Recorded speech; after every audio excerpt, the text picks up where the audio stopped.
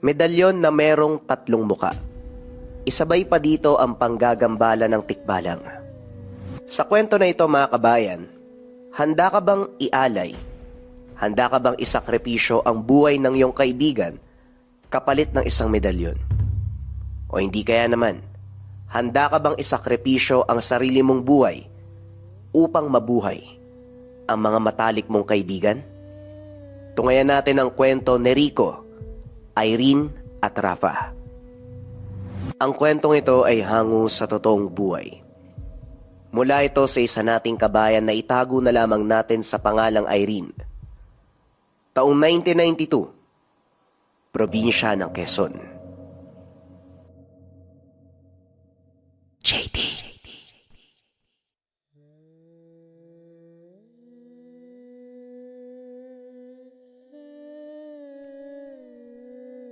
Isang lugar na sa unang tingin ay may tuturing na paraiso.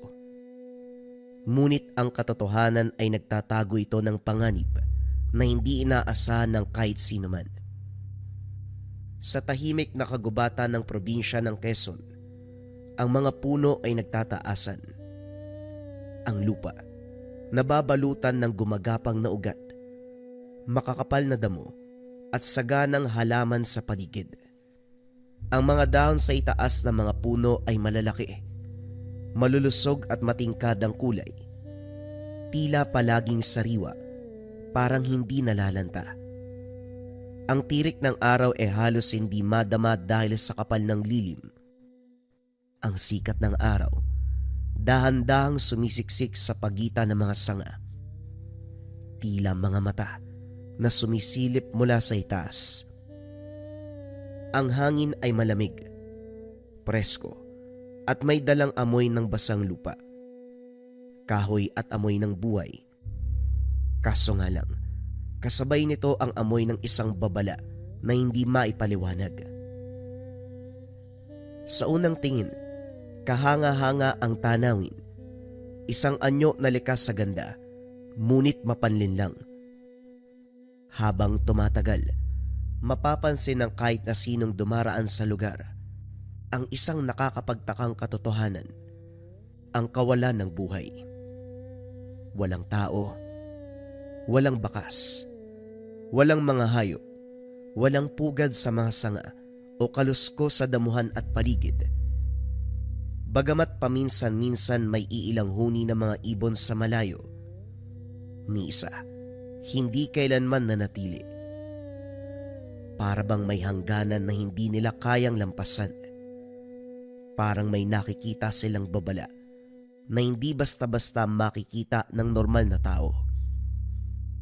Ang katahimikan ng lugar ay hindi katahimikan na nagbibigay ng ginhawa, kundi katahimikang mabigat, nagbabadya ng panganib. Tila may nilalang na nagmamatsyag, nagbabantay, nag-aantay ng sino mang magkakamali ng yapak sa lugar na ito. Miko, sigurado ka bang tamang daan to? Baka naman naliligaw na tayo ha? Hindi ka lang nagsasalita dyan. Wika ni Irene, bit-bit ang mabigat na gamit. Oo. Siguro. Pero tignan mo, batay dito sa mapa, dito tayo dapat eh. Tama naman. Tugon ni Miko habang ipinapakita ang mapa sa mga kasamahan. Nanginginig na ang boses sa uhaw. Oo nga, pero parang kanina pa kasi tayo pabalik-balik eh. Di ba yung sanga na yun? Kanina ko pa nakita yun eh. Paikot-ikot lang tayo sa iisang daan. Wika ni Rafa. Tinuro niya ang isang sanga habang pinupunasan ang pawis sa noo.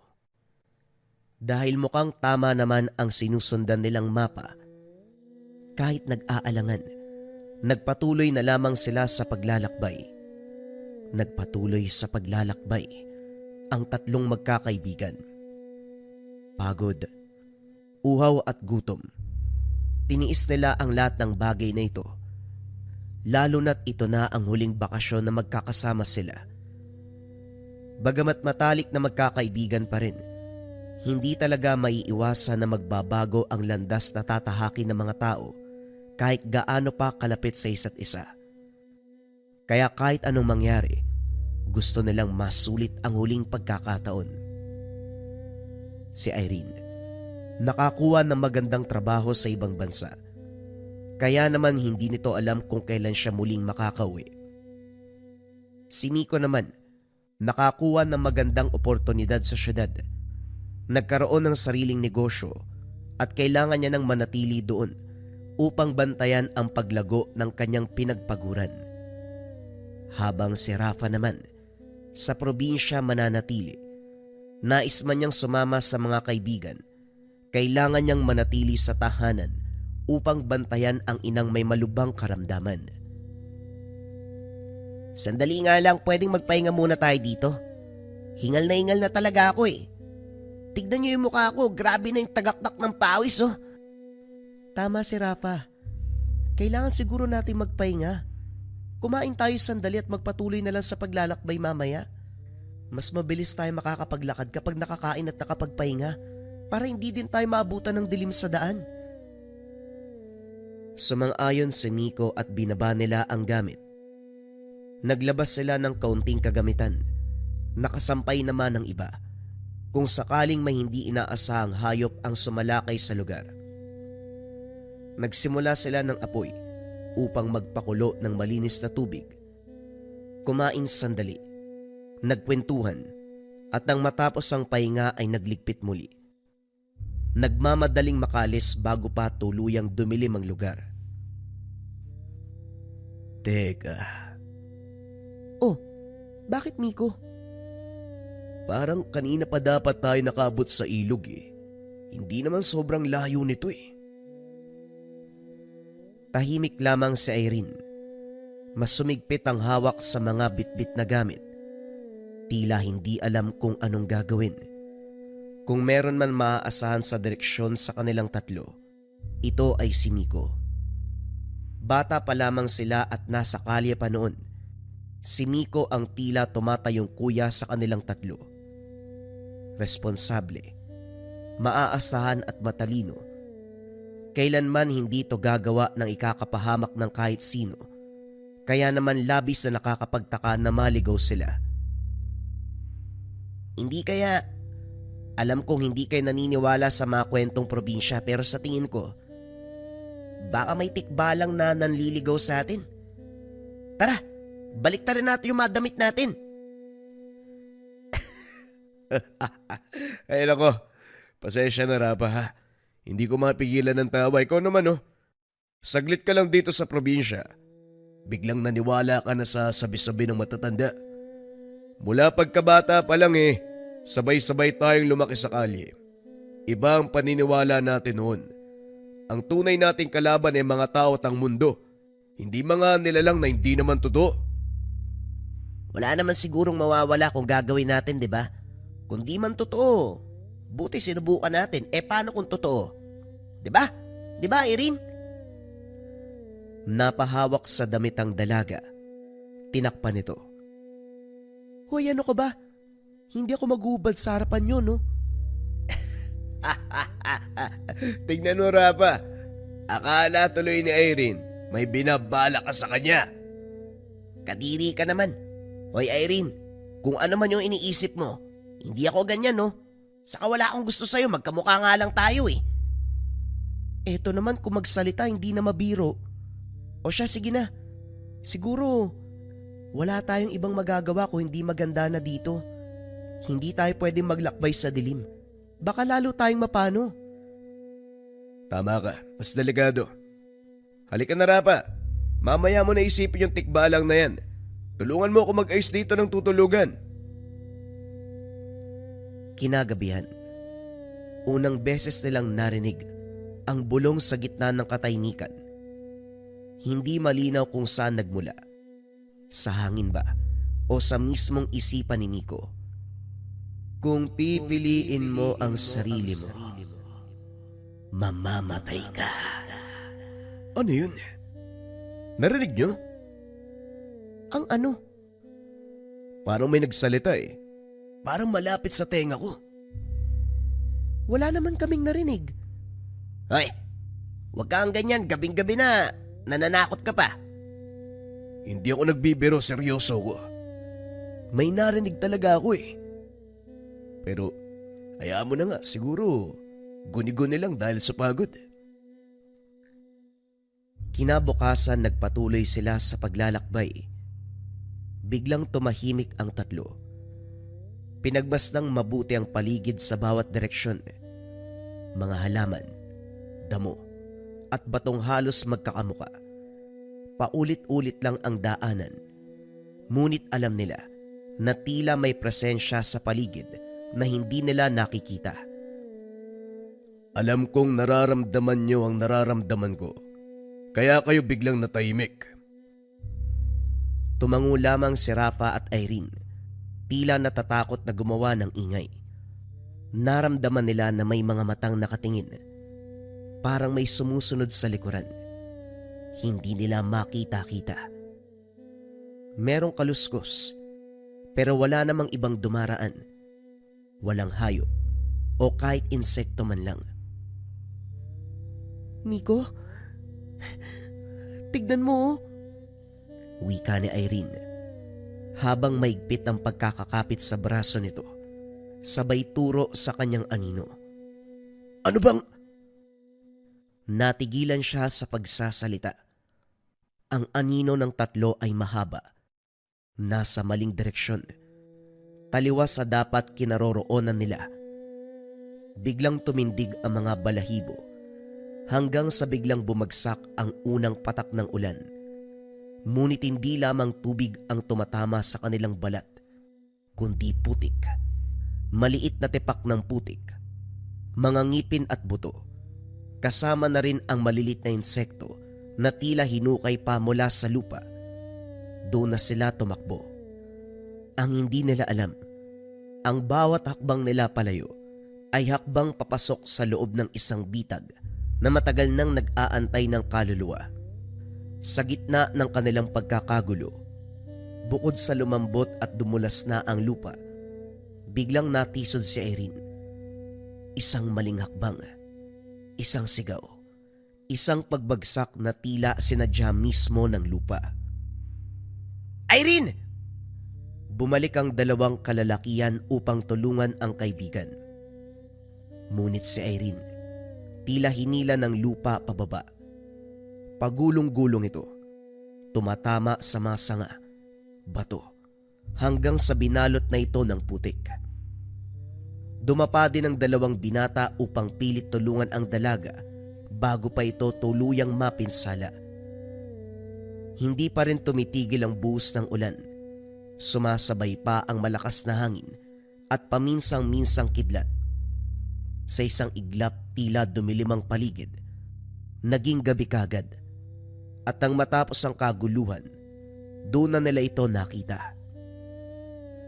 Sa pagitan ng mga nagbuhol-buhol na ugat ng isang dambuhalang puno, mga ligaw na damo at lumot, doon nakatayo ang isang lumang dambana. Ngunit ito, tila hindi itinayo ng isang tao, parang isinuka ito ng kagubatan. Gawa ito sa bato at kahoy naman ang katawan. Kinaina ng lumot at amag, ngunit malinaw pa rin ang mga nakaukit na simbolo, para bang mga sinauna. Mga hugis na hindi mapangalanan, mga bilog na may kasamang buntot, mga linyang kumikilos sa iba't ibang direksyon. Bagamat sa panahong ito ay humina na ang ulan, ang hangin naman sa paligid ng dambana ay mas lumabig at sa gitna ng dambana, may nakasabit na medalyon. Ang hugis nito ay parang may tatlong muka. Kumikislap ang ilaw. Tila nasa loob nagbumula ang liwanag. Ang tatlong muka, parang tatlong buhay na magkakaduktong. Ngunit sa pinakagitna nito ay may bitak. Isang basag na linya na parang pilit tinahi ng tadhana. Ngunit kahit anong gawin, hindi na muli pang magiging buo. Dali-dali nilang tinulungan si Irene na tumayo. Ngunit hindi pa man sila nakakabangon, may tumawa sa paligid. Hindi ito guni-guni. Hindi ito nasa utak lamang nila. Isang tawang mabagal, malalim, at tila may hindi magandang balak. Mula sa likod ng dambana, sa mismong anino na hindi tinatamaan ng liwanag, may umangat na anyo. Nauna ang mga paa. Hindi nito nilalakad ang lupa. Lumulutang ito ng isang dangkal mula sa ibabaw, na para bang tinatanggihan nito ang mundo ng tao. Sumunod ang katawan, anyo ng isang lalaki. Matipuno. Baluktot ang tindig na para bang laging handang tumalon, at nang tuluyang makita ang ulo, napatras ang tatlo. Si Irene ay hindi makapaniwala sa nakikita. Si Miko ay nawawalan ng hininga. At si Rafi naman, napamura sa takot. Ulo ng kabayo. Mahaba ang leeg. Basa ang ilong. Mata ay pulang-pula. Isang tikbalang. Matagal na rin. Simula nang hindi ako nakakain. Tamang-tama. Gutom na ako! Sa pagyabag ng tikbalang, tila gumalaw ang paligid. Mukhang napakaswerte ko ngayon. Hindi lang isa. Hindi lang dalawa o hindi tatlo. Matagal na panahon bago ako gugutumin muli. Pasensya na po. Hindi po namin sinasadyang mapunta rito. Wala po kaming ginagawang masama. Hindi namin sinisira ang paligid. Naligaw lang kami at... Teka, kaya siguro hindi kami makaalis. At parang paulit-ulit lang ang paligid. Nililigaw mo kami. Sabi ko sa inyo walang mawawala kung babalik na rin natin yung damit natin kanina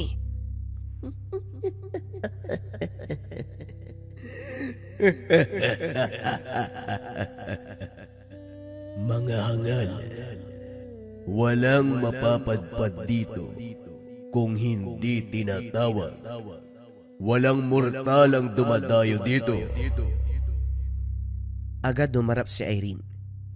Tila hinarang ang sarili sa pagitan ng nilalang at dalawa nitong kaibigan. Kahit nanginginig ang mga tuhod, matatag siyang tumindig. Tila handang ipaglaban ang kanilang mga buhay. Pero kaagad siyang itinabi ni Miko. Kung ano man ang gusto mo, sa akin mo na lang kunin. Ako na lang. Palayain mo sila. Ako rin ang dahilan kung bakit sila naligaw umpisa pa lang. Tunay nga ang sinasabi ng kagubatan tungkol sa inyo. Ikaw, ang batang sanay mawalan. Kaya ayos lang kahit wala nang matira sa'yo. At ikaw, ang pusong handang magsakripisyo kahit walang kasiguraduhan. Ang tinutukoy ng tikbalang, si Miko, at ang ikalawa ay si Rafa. Nagtagpo ang tingin nilang tatlo. Hindi maintindihan kung ano ang ibig sabihin ng nilalang. Dahil mukhang hindi nyo alam, bibigyan ko kayo ng pagkakataon. Simula nang tumungtong ang inyong mga paa sa gubat na ito, selyado na ang inyong kapalaran. Kahit anong gawin nyo, hindi kayo makakalis sa lugar na ito. Katulad ng sinabi ni Rapa, wala kaming ginagawang masama. Hindi kami sumira ng paligid. Wala kaming tinatapakang tao. Gusto lang namin makapagsama kahit sa huling pagkakataon bago kami tuluyang maghiwa-hiwalay. Hindi nararapat na kami maparusahan katulad ng sinasabi mo. Ay, kawawa naman. Ang namarka na hindi na mabubuwag pa. Pero, makatwira naman ako. Tunay naman ang sinasabi niyo. Wala nga kayong ginawang masama. At hindi rin kayo gumawa ng kasalanan sa kalikasan kahit sa kapwa ninyo. O kahit sa sinong nilalang na nabubuhay. Dahil dyan, bibigyan ko kayo ng pagkakataon. May medalyon dito na may kakayahan na iligtas kayo. Ngunit, Sa mundong ito, walang kahit anong bagay na pwedeng kunin lamang ng walang kapalit. nagkatinginan ang tatlo. Kapwa napalunok ng sariling laway sa kaba. Dahan-dahang tinuro ng tikbalang ang medalyon. Kumikislap ito na may 3 muka. Sabihin mo sa amin, ano ba talagang kailangan mo? Hindi ka ba nakikinig?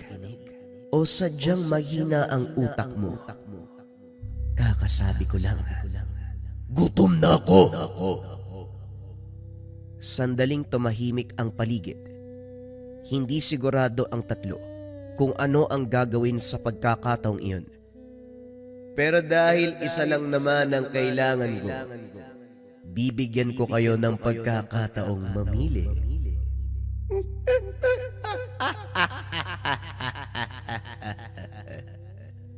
Bumigat ang dibdib ng tatlo. Napahawak si Irene sa kamay ng dalawa. Hinigpitan naman ng 2 lalaki ang pagkakahawak bilang tugon. Ito ang maaaring pagpilian. Una, kung kukunin nyo ang medalyon para sa inyong tatlo, may tsansa na makalabas kayo ng buhay. Isang sugal sa langit. Ngumisi ang tikbalang. Kitang-kita ang malalaking ngipin. Merong pag-asa na makalaya kayong lahat at manumbalik sa dating buhay. Ngunit may posibilidad Na habang buhay na kayong nandito, dito na kayo mabubulok. magpakailanman. Pero teka, ang unang kakainin ko ay may gantimpala. Hindi niya kailanman masisilayan kung paanong mamatay ang kanyang mga kaibigan, habang ang dalawa mag-aantay lamang sa dilim. Hanggang sa dumating ang araw na sila naman ang kasunod.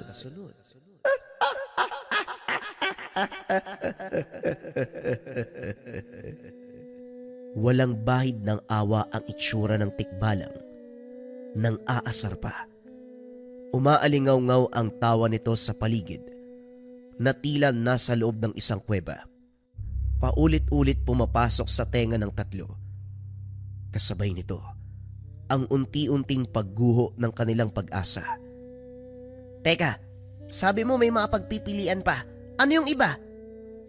Tumigil sa pagtawa ang nilalang. Ngunit mas ngumisi pa ito. Ang isa pang pagpipilian. Siguradong makakalis kayo. Pero 2 lamang ang makakalabas ng buhay.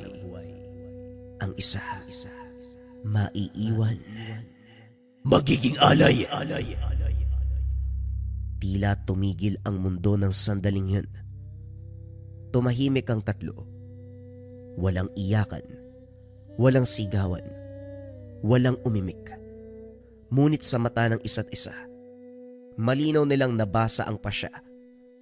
Handa silang maging kapalit ng isa't isa. Hindi kami pipili. Wika ni Irene, kahit nanginginig pa ang tuhod. Tama siya. Hindi kami papatol sa sugal ng isang demonyo. Ang hindi pagpili ay isa rin sa pagpipilian. Hindi. Maghahanap kami ng ibang paraan. Humalakhak ng napakalakasang tikbalang. Yumanig ang mga puno. Nalagas ng bahagya ang mga dahon. Ibang daan, mga batang hangal at ligaw. Ako ang daan dito. Pero mukhang determinado kayo. Dahil dyan, siguradong matutuwa akong panoorin kayo. Umatras ang nilalang. Naglaho na parang usok sa pagitan ng mga puno.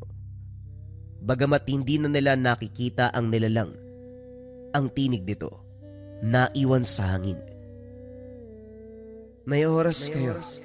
At kapag naubos yun, ang kagutuman at pagod ang pipili para sa inyo. Magbabago din ang puso't isipan nyo. Matapos magsalita ng nilalang, naglaho na ito sa lugar. Hayaan nyo na ko nung sinabi nung tikbalang. Huwag kayo matakot. Isa lang siya, 3 tayo. Hanggat magkakasama, makakausad tayo dito. Wika ni Rafa. Sumang-ayon naman ang dalawa. Unang araw may lakas pa sila. Naglakad sila ng naglakad. Paulit-ulit. Palayo. Pakanan at pakaliwa. Ngunit katulad ng dati, napapansin nila na pabalik-balik lamang sa iisang lugar. Parehong puno. Parehong bato. Pare-parehong gasgas sa katawan ng kahoy. Parang multo na hindi sila iniiwan. Rapa, Miko, subukan kaya natin yung pagbaliktad ng damit? O sige, tumalikod na lang tayo, Rafa, para maging komportable si Erin. Matapos silang baliktarin ang mga kasuotan, naglakbay sila muli. Umaasa na kahit papano, makakatulong ang ginawa upang mahanap muli ang daan palabas. Kaso nga lang, makalipas ang ilang minuto, wala pa ring nagbago. Parang hindi na gumagana yung paraan na to Ganun pa rin. Parehong puno, parehong mga bato yung nakikita natin. Pasensya ka na, Rafa. Sana nakinig kami sa'yo kanina Tama ka. Wala namang mawawala kung maniniwala kami. Dahil kung sakaling hindi naman totoo ang sinabi mo kanina, wala namang mangyayari sa atin Wika ni Miko. Damang-dama ang pagsisisi. Pagkukumbaba ang kanyang boses. Ano ka ba, Miko? Hindi ko naman kayo sinisisi. At alam ko rin naman na mahirap paniwalaan yung sinabi ko kanina. Halika na, bago pa dumilim yung paligid. Wika ni Rafa. Nagpatuloy sila sa paglalakbay. Teka, mukhang kailangan na natin magpalipas ng gabi. Siguro dito na lang muna tayo mag-ayos. Kailangan din nating kumain. Matulog para may lakas pa tayo. Habang kumakain, nagagawa pa nilang magkwentuhan. Tumatawa sa mga kwento ng nakaraan. Humuhugot ng pag-asa mula sa mga alaala nila. Ngunit sa pagsapit ng dilim, tila unti-unting nauubos ang salita. Kasabay ng pagdilim ng langit, may kung anong nagsisimula nang gumagapang sa kanilang dibdib ang hindi may iwasang pangamba. Ikalawang araw, nagbibigayan sila sa huling dalang pagkain. 3 perasong biskwit, 1 bote ng tubig. Ito lamang ang natitira. Pinaghati-hatian nila ang bagay na yun. Tig-iisang kagat, tig-iisang lagok. Walang nagreklamo, walang umimik. Ngunit kahit pantay ay kulang na kulang pa rin. Hindi nito napawi ang gutom. Sa halip, lalo nitong pinaalala kung gaano na sila kalapit sa kawalan. Nang maubos ang huling patak ng tubig, matagal tinignan ni Irene ang boteng walang laman bago niya ito ibinaba na parang may inililibing. Ikatlong araw, nagsimula na ang mga bulong. Ngunit hindi ito mula sa tikbalang, kundi mula sa sariling mga isipan. Mga boses na parang pamilyar, parang mga alaalang biglang sumisingit. Mga tanong na walang kasagutan. Ano ba ang nagawa nila upang maging ganito ang kapalaran? Si Miko ang unang nanghina. Naupo siya sa isang bato. Kuba ang likod. Maigpit ang pagkakahawak sa sikmura na tila pinipigilan nitong bumangon sa paghihirap. Maputla ang kanyang muka. Tuyo na ang mga labi. Ano ka ba, amigo? Anong nangyayari sa'yo? Dati naman sanay kang hindi kumakain ng ilang araw Tapos ngayon, bakit dito ko pa nanghina? Wika ni Miko sa sarili habang pilit pinapatatag ang kalooban. Wala na. Hindi ko na kaya. Hindi. Nahihilo na ako. Kagad lumingon sa paligid ang binata. Nagulantang sa narinig. Dahan-dahang lumapit si Irene sa kanya. Hinawakan ng balikat. Ramdam ng binata na nanginginig na rin sa gutom ang dalaga. Kakayanin natin to, Miko. Magtiwala ka lang. Lagi naman natin kinakaya, di ba? Basta magkakasama tayong tatlo. Ngunit si Rafa, iba na ang tingin niya sa kagubatan. Hindi na puro takot. May halo na itong galit. At sa ilalim ng galit na yun, may unti-unting pagnanasa na umaahon. Isang lihim na hinahangad niyang wag lumabas. Pilit tinatago. Pero habang tumatagal ay hindi na may kakaila. Ang alok ng tikbalang, ang medalyon, isabay pa ang larawan ng kanyang ina na muling gumaling at makatayo sa higaan. Makahinga ng maluwag at mabuhay. Ipinikit niya ng mariin ang mga mata. Pilit itinataboy ang imahe. Ngunit habang humihina ang kasamahan, lalo namang lumalakas ang bulong sa kanyang isipan. Ika-4 na gabi. Bumulusok ang ulan mula sa langit na tila may galit ito mismo sa mundo. Wala silang masilungan. Walang kuweba. Walang punong may lilim na sapat upang sanggain ang hagupit ng malakas na hangin at malamig na ulan. Ang lupa sa ilalim nila ay naging putik, dumidikit sa balat, pumapasok sa mga sugat at pumapatak sa mga mata. Basang-basa ang kanilang katawan, nanginginig sa lamig, sa gutom, pati na rin sa takot na hindi nila kayang aminin sa isa't isa. Nakatago lamang sila sa piling ng isa't isa. 3 kaluluwa sa gitna ng kawalan. Nabasag ang katahimikan na magsalita si Miko. Kung kinuha na lang sana natin yung medalyon. Parang tinamaan ng kidlat si Irene nang marinig ito. Ano? Anong sinabi mo? Hindi ko sinasabing pinipili natin ang kamatayan. Alam niyo naman na hindi ako ganong klaseng tao. Pero may ilang porsyento na makaalis tayo dito. Kunin na natin. May pag-asa pa tayo. Ang ibig mong sabihin, handa kang isugal ang buhay ni Irene para sa tsansa. Tandaan mo, ang kabilang dako ng alok na yon, 3 tayong mamamatay. Hindi naman sa ganun pero parang ganun na rin yung nangyayari ngayon eh. Parang may punto si Miko. Isa pa, nakakalimutan mo na ba? Ikaw pa nga nagsabi na maghahanap tayo ng ibang paraan tapos ngayon, ikaw yung unang susuko. Tignan mo ang katotohanan, Rafa. Tignan mo ang sitwasyon natin ngayon. Unti-unti na tayong namamatay. Kapag pinili natin ang sitwasyon na yun, maaaring may pag-asa pa tayo. Bumagsak ang katahimikan sa pagitan nila. Mas mabigat pa kaysa sa ulan. Hinayaan na lamang na Irene. Umagos ang kanyang luha kasabay ng tubig ulan. At sa unang pagkakataon, tila hindi sila magkakaibigan na nagkakilala noon. Sumapit na ang 5 araw. Bumalik ang pamilyar na tawa.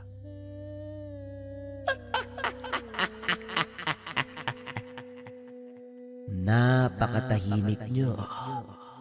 Napakalinaw na ng loob nyo. Unti-unting naghiwalay ang mga anino ng puno. Sa pagitan ng mga ugat at basang dahon, muling nagpakita ang tikbalang. Nakalutang ang katawan. Bagyang nakagilid ang ulo. Nakangiti na parang nanalo sa kanyang palaro. Handa na ba kayong pumili?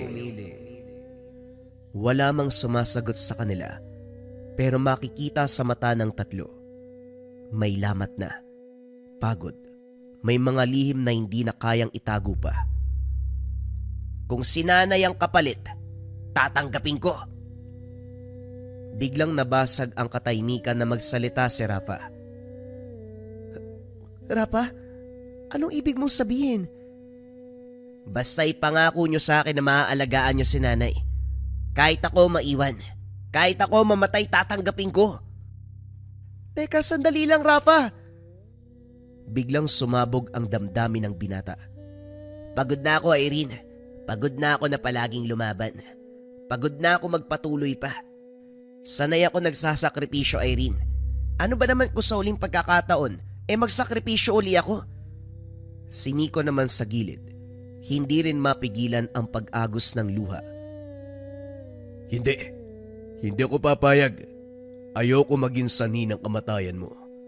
Sanay na ako mawalan, pero hindi ako papayag na isa sa inyo mawala. Hindi ko kaya, hindi pwede. Kaya sabay-sabay natin tong haharapin. Lahat tayo aalis ng buhay. O hindi kaya sabay tayong mananatili at mamatay. Ang mahalaga magkakasama pa rin tayo. Naririnig mo ba ang sarili mo? Naihibang ka na ba? Napagbuhatan ng kamay ni Rapa si Miko. Bumagsak si Miko sa putikan. Lumabas sa ilong nito ang dugo na may halo ng ulan. Nagkandahirap si Irene na pumagitna sa dalawa. Hinihila niya ang magkabilang braso. Umiiyak. Nagmamakaawa na tumigil na ang mga ito. Tumigil na kayo. Ito ang gusto niya. Ito ang ilang araw niyang inaantay. Sa likod ng kaguluhan tumatawa ang tikbalang. Sa puntong iyon, hindi na ang tikbalang ang sumisira sa kanila, kung hindi ang sariling isipan. Hindi pa rin tumitigil ang dalawa sa pag-aaway. Paminsan-minsan natatamaan na rin si Irene, pero hindi niya iniinda ang sakit. Ang nais lamang ng dalaga ay tumigil na ang mga ito upang makapagpasya na sila. Nagsisigawan, nag-aaway, nagtatalo na sila. Kung ayaw nyo salok ng tikbalang, pues, dun tayo sa isang pagpipilian. Kung may mamamatay sa atin, ako yun. Hindi ko kakayaning mabuhay na alam kong isa sa inyo ang nawala dahil naligaw ko kayo. Ako din ang nag-aya sa lugar na ito. Kaya kung may dapat mawala, ako yun. Hindi ka namin iiwan. Sobrang kulo nyo. Ayaw nyong sugalan ng medalyon. Ayaw nyo rin na isang may mamatay. Ano ba talaga? Ayaw nyo din na sama-sama tayong mamatay. Kung may kailangan sumalo ng responsibilidad, ako yun. Marami pang mangyayari sa buhay nyo. May negosyo kang papaunlarin, Miko. Mga taong nakasalalay sa'yo para mabigyan sila ng trabaho, ng serbisyo at mga produktong binibenta mo. Marami kang matutulungan. At ikaw naman, Irene, pinaghirapan mo ang lahat. Hindi pwedeng maawi sa wala lahat ng yun. Ako naman, sa probinsya lang ako walang trabaho. At ang alam ko si nanay. Alam ko na, hindi niya na rin kaya. Kaya ang hiling ko lang sana sa inyo, alagaan niyo siya hanggang sa uling sandali. Malapit naman eh. Lalong kumirot ang puso nila Miko at Irene sa sinabi ng kaibigan. Wala man sa kanila ang gustong mamuhay ng may iiwanan. Ngunit alam nila, takot din silang mamatay. Matapos magsalita, nagpatuloy pa rin ang pag-aaway ng dalawang binata hanggang sa kinuha ni Irene ang medalyon. Kung ang pagkakaibigan nating tatlo ang kapalit ng ating kaligtasan, mas pipiliin ko pang isugal na lang tayong tatlo. Walang may iwan. Sama-sama tayo sa susunod na mangyayari. Wika ni Irene. Hawak niya na ang medalyon. Muling tumawa ang tikbalang. Humalakhak ng napakatagal. Umalog ang buong kagubatan. Isang liwanag ang sumilaw sa mata ng tatlong magkakaibigan. Napapikit na lamang ang mga ito. Sa isang iglap, dumilim ang kapaligiran. Lumipas ang ilang araw, nagising si Irene sa gilid ng kalsada na para bang hinila siya pabalik. Mula sa isang napakalalim at napakahabang bangungot. Ang unang tumama sa kanyang balat. Ang malamig na ulan na walang tigil na tumatama sa kanyang muka. Tila hinuhugasan nito ang dugo. Alikabok at kasalanang may nakakapit sa kanyang balat. Tila lumubog ang kanyang puso dahil sa pag-aakalang hindi sila nakaalis sa gubat. Ngunit nang makita niya ang ilaw ng ambulansya, papalit-palit na pula at asul, tila nabuhayan siya ng loob. May mga taong sumisigaw, may tumatawag ng pangalan, may umiiyak. Pero parang malayo, malabo, parang panaginip lang ang lahat. Napaungol siya ng bagya at dahan-dahang hinawakan ng sarili. ang kanyang dibdib, sikmura, mga braso at binti. Basa man, pero mainit. Gumagalaw. Buhay siya. Isang malalim na paghinga. Bagamat masakit, nagpapasalamat pa rin siya na buhay. Dahan-dahan siyang lumingon sa kaliwa. Tila nag-aalangan, natatakot sa maaaring makita. Naroon si Miko, nakandusay sa basang semento. Ang muka ay puno ng sugat at dugo, pero may takip ang ulo niya. May paunang lunas. Nanginginig ang dibdib at hirap ding huminga. May mga manggagamot sa tabi nito. Abalang inaayos ang kalagayan ng binata. Sugatan, masakit ang katawan pero buhay pa. Ibig sabihin ba, nakaligtas kami? Wika ng dalaga sa sarili. Ngumiti siya. Dahan-dahan siyang lumingon sa kanan. Rafa? Rafa? Muli niyang tinawag ang kaibigan. Lumingon sa lahat ng direksyon. Hinahanap ang binata. Pero wala. Walang katawan. Walang bakas ng pagkakahandusay. Walang dugo o sapatos o gamit nito. Kagad siyang lumapit sa kinaroroonan ni Miko. Miko? Si Rafa? Nasaan siya? Hindi mo ba nakita? Wala eh. Wala siya doon eh. Nagtanong sila sa mga manggagamot. Ngunit lahat sila ay pare-pareho ang sagot. Wala namang ibang taong natagpuan dito eh. Dalawa lang kayo. Naglibot ang dalawa kahit sugatan. Kahit pinipigilan sila. Nagpupumiglas sa mga ito. Pilit hinahanap ang nawawalang kaibigan. Makalipas ang ilang sandali, tuluyan ng bumigay ang kanilang mga katawan dahil sa pagod at mga galos sa natamo. Lumipas ang ilang araw, muli silang bumalik sa lugar na yon. Naghanap, nagtanong ngunit ganun pa rin. Ang nakita lamang nila sa lugar ay ang bag ni Rafa, nakasabit sa sanga ng puno. Hindi kalayuan sa lugar kung saan sila natagpuan ng ambulansya. Hindi man lang nadumian ang gamit nito. Walang marka ng banggaan, ng basa ng ulan, o punit mula sa kanilang pinagdaanan sa gubat. Walang bangkay, walang dugo, wala si Rafa. Napaluhod na lamang si Irene nang makita ito. Hindi pwede. Paano nangyari? Nanalo tayo sa tsansa, di ba? 3 dapat tayong nandito, Miko. Nagsinungaling ba sa atin yung tikbalang? Bumalik sa alaala niya ang huling sinabi ng binata bago niya kinuha ang medalyon. Hindi to tama, Miko. Parang mas masahol pa tayo sa nilalang kaysa sa demonyo. Sandali. 2? Irene, hindi kaya nauna nang makapili si Rafa bago mo pa nakuha yung medalyon? Biglang natigilan ang pag-iyak ni Miko nang mapagtanto niya ang posibilidad. Anong ibig mong sabihin?